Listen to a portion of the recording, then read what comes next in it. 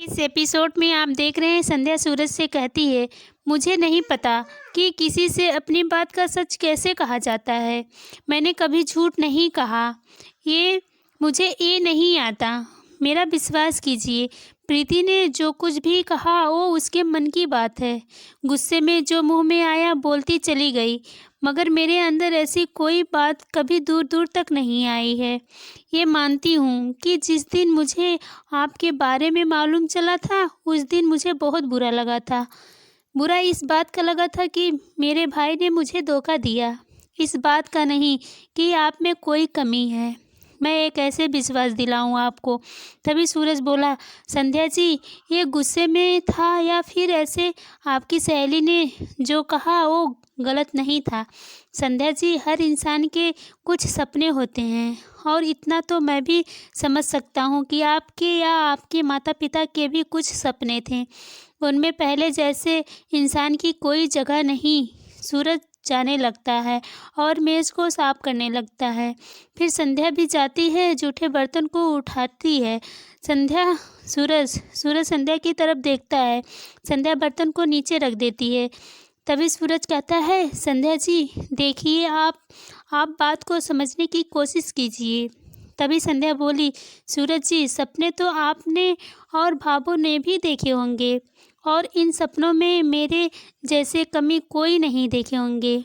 कुछ भी तो नहीं है मुझ में ऐसा जिसे आपने चाहा वो फिर क्यों किया आपने मेरे लिए इतना कुछ? क्यों अपनी माँ को भगवान मानने वाला बेटा मेरे लिए झूठ बोल गया?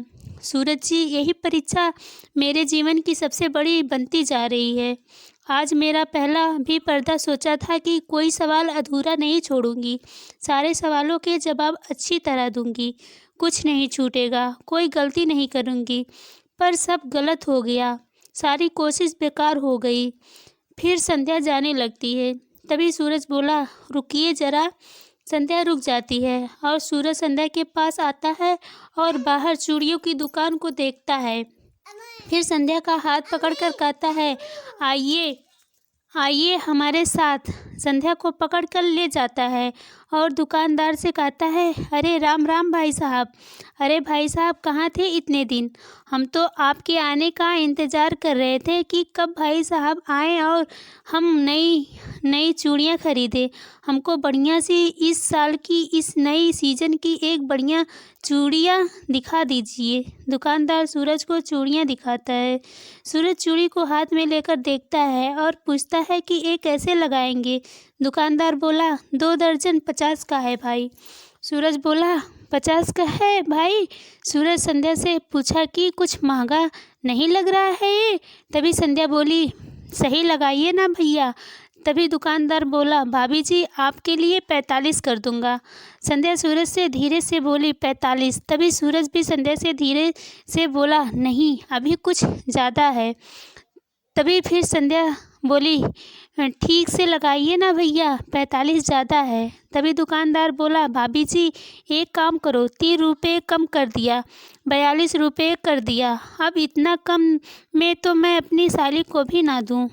तभी सूरज बोला, अरे भैया जी आपकी चूड़ियाँ तो है बहुत अच्छी। अरे राठी साड़ी सेंटर, हमारा छोटा भाई विक्रम, अरे वहाँ पर जितनी भी औरतें साड़ियाँ खरीदने के लिए आती हैं वो सब आपकी ही चूड़ियों की तारीफ़ होती है।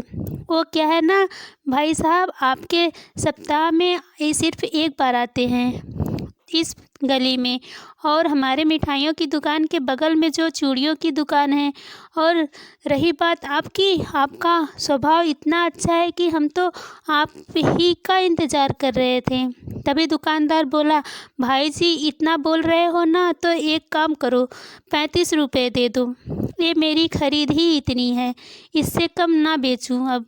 तभी सूरज बोला, अरे भाई साहब, मेरी भाभो, मेरी भाभी और मेरी बहन यहीं से चूड़ियाँ ले हुए हैं। वो क्या है ना कि पूरा परिवार आपके यहाँ चूड़ियों लेता है, तो इतने में तो बनता है ना। एक काम करो, 30 की लगा दो। तभी संध्या धीरे से बोली, इतना कम?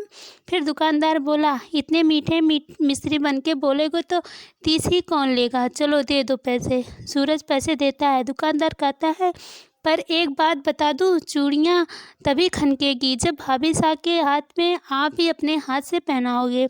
सूरज संध्या को देखता है, फिर कहता है, भाई साहब, ये आपके लिए ये अभी के लिए ना है, त्योहार में पहनेंगी ना ये, अभी आप इसे बांध दो। सूरज को बांध कर चूड़ियाँ दुकानदार देता है। सूरज चूड़ियों को लेकर जाने लगता है। नेक्स्ट वीडियो देखने के लिए चैनल को लाइक, सब्सक्राइब, कमेंट